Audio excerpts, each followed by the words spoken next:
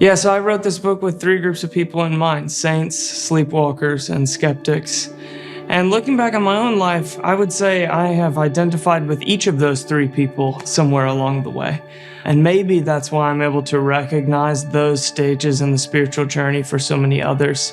I certainly came into faith as a skeptic. I kind of tell that story in the first part of the book, and prayer was what moved me from skepticism to belief. It was the experience that I had with God alone in prayer that was not curated for me by a religious professional of any kind, but simply was an encounter with the living God. And while I have had ups and downs in my faith journey since, I wouldn't say I've ever drifted back to skepticism. I think I've questioned the expression of my faith at different times, but I have not questioned the reality of the living God revealed to us in Jesus, because I have never found another way of understanding and exploring life. Nothing that makes life livable like Jesus makes life livable.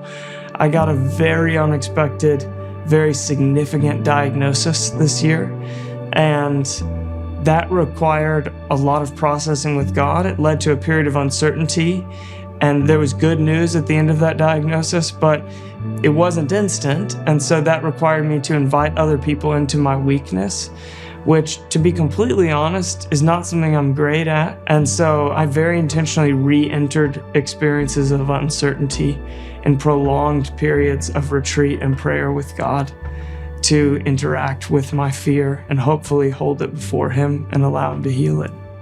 So much of the fruit of prayer comes after you stop praying. I could tell you story after story after story of a prayer prayed for me at a particular moment that brought me to tears, or of a moment when I was alone and I experienced God's forgiveness covering my shame in ways that truly have rewritten my inner world and my emotions. And so I've experienced God, as it says in Romans 5, pouring His love into my heart through the Holy Spirit.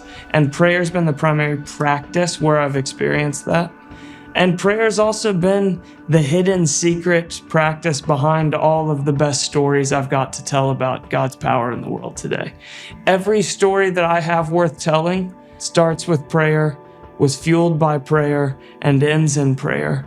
And so I believe that prayer releases power. Jesus makes this claim really clear, and it's incomprehensibly simple and beautiful.